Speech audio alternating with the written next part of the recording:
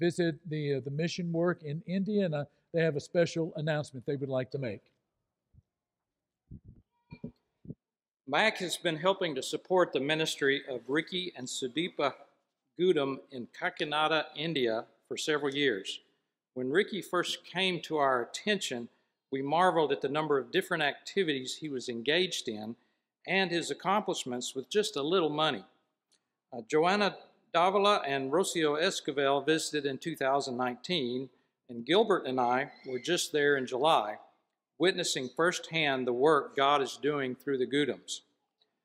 The building where the Kakinada congregation meets also houses a printing ministry that sends out thousands of Bible correspondence courses annually, Bibles to those who complete the course, and other books on biblical topics. There is also a small clinic and a children's home, currently with 34 children. They also have a radio and TV program and send out 13,000 newsletters monthly in 2 languages. But Ricky does not work alone. He is continuing a ministry started in the 1960s by J.C. Bailey, a Canadian missionary who converted Ricky's father, Joshua Gudam, now 79, and Ricky's uncle, Nehemiah Gudam, 83.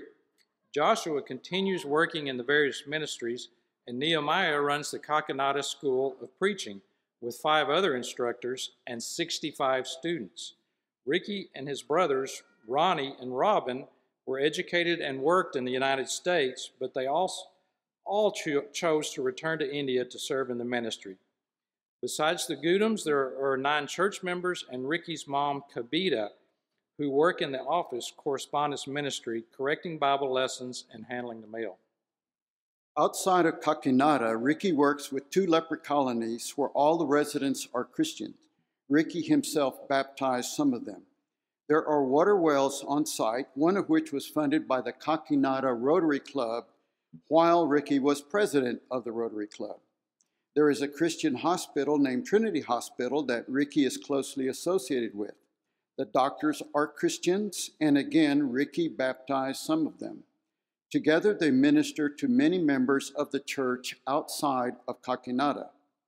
There are about 90 small congregations in surrounding villages, some in the mountains, that Ricky helps by supplying literature, monetary support, bicycles for the ministers, sewing machines for the women, water wells, and even some of the buildings. But altogether, Ricky works with 1,000 congregations in 5 states. You can go to MAC's website and read Ricky's latest newsletter, which has much more detailed information. In 10 days, we were able to tour the various ministries, the School of Preaching, the Trinity Hospital, one of the leper colonies, and about 20 of the village churches that Ricky supports. At each church, Ricky had either Gilbert or I preach. When we objected that neither of us are preachers, Ricky said, "Don't worry, I will translate and I will make you look good."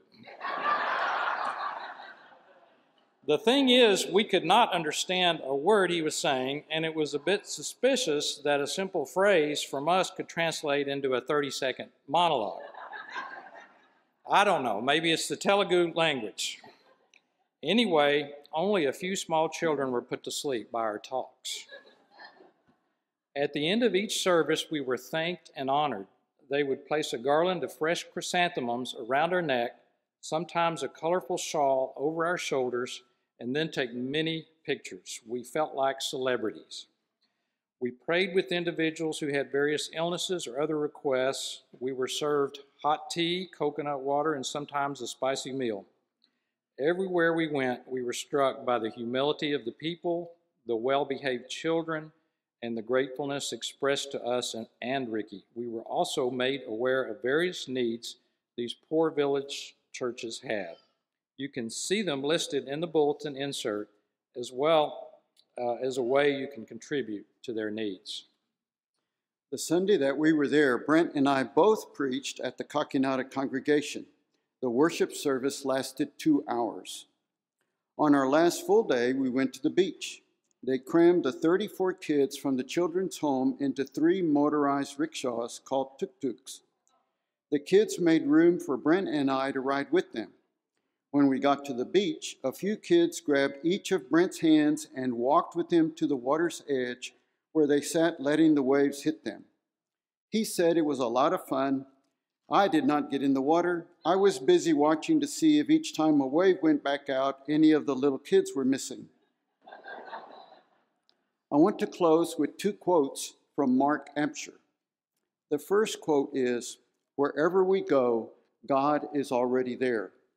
And the second is, "God is up to something in the world, and it involves his special people." Brent and I were able to experience the truthfulness of these two statements in India.